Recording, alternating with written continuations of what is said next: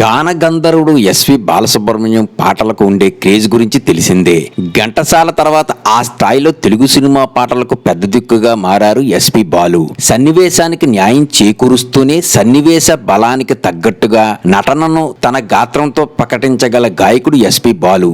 భారతీయ cinema ప్రపంచంలో వేలాదికి పైగా పాటలు పాడి సినీ రంగంలో తనదైన ముద్ర వేశారు. తెలుగు చిత్రసీమలో అజాత శత్రువుగా పేరుగాంచిన ఎస్పి బాలసుబ్రహ్మణ్యం గురించి ప్రత్యేకంగా పరిచయం చేయవలసిన అవసరం లేదు. ఎన్నో వేల సాంగ్స్ ఆలపించి తెలుగు ప్రేక్షకులను ఆకట్టుకున్నారు బాలసుబ్రహ్మణ్యం. ఆయన మరణాన్ని ఇప్పటికీ కొందరు అభిమానులు జీర్ణించుకోలేకపోతున్నారు. ఇండస్ట్రీలో బాలుకి ఎవరితోనూ విభేదాలు లేవు, కానీ ఒకే ఒక హీరోతో మాత్రం ఆయన మనస్పర్ధలు వచ్చాయి. ఆ హీరో ఎవరో కాదు, సూపర్ స్టార్ కృష్ణ.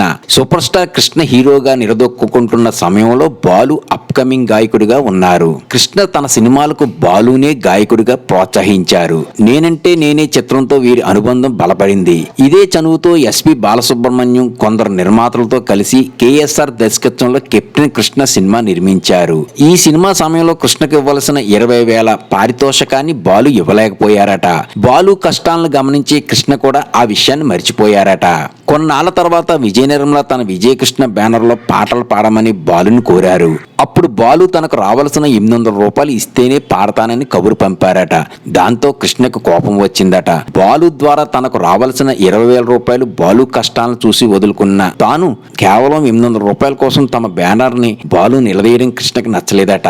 ఆ సమయంలో కృష్ణ బాలుతో నువ్వు లేకుంటే నా సినిమాలు రిలీజ్ కావని చెప్పావా అని నిలదీశారు. అయితే బాలు మాత్రం ఎవరో గిట్టని వాళ్ళు చెప్పిన మాటలను కృష్ణ అపార్థం చేసుకున్నారని భావించి చాలా ప్రశాంతంగా ఉండిపోయారట.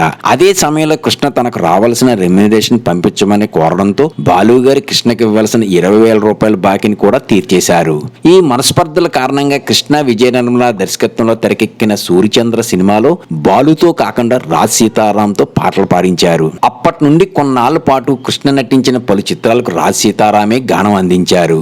అయితే వీరిద్దరి మధ్య మనస్పర్ధలు ఉన్నప్పటికీ కృష్ణ తన సినిమాల్లో బాలు సోదరి ఎస్పి శైలజతో పాటలు పాడించేవారు. కొంతకాలం గడిచాక కృష్ణ ఎస్ఎస్ రవిచంద్ర దర్శకత్వంలో రౌడీ నెంబర్ 1 సినిమా తీసే సమయంలో సంగీత దర్శకుడు రాజకోటి కృష్ణ దగ్గరికి వెళ్లి ఈ సినిమాలో పాటలు బాలు గారు పాడితే బాగుంటుందని సూచించారు. వేటూరు మధ్యవర్తిత్వంతో బాలును ఒప్పించారట.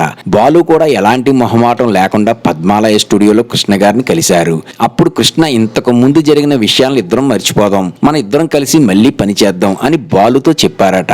ఆ రోజు నుండి తిరిగి కృష్ణ చిత్రాలకు బాలు పాటలు పాడడం ప్రారంభించారు. కృష్ణ ఎంతమంది నిర్మాతల కష్టాలను అర్థం చేసుకుని వారికి రావాల్సిన పారితోషకాలను కూడా అడిగేవారు కాదు సూపర్ స్టార్ కృష్ణ. ఇలాంటి వీడియోల కోసం సబ్స్క్రైబ్ చేసి బెల్ ఐకాన్ నొక్కండి. నా తదుపరి వీడియో కోసం ఈ బెల్ ని ఆన్ చేయండి. ధన్యవాదాలు. నచ్చితే లైక్ కొట్టి సబ్స్క్రైబ్ చేయండి.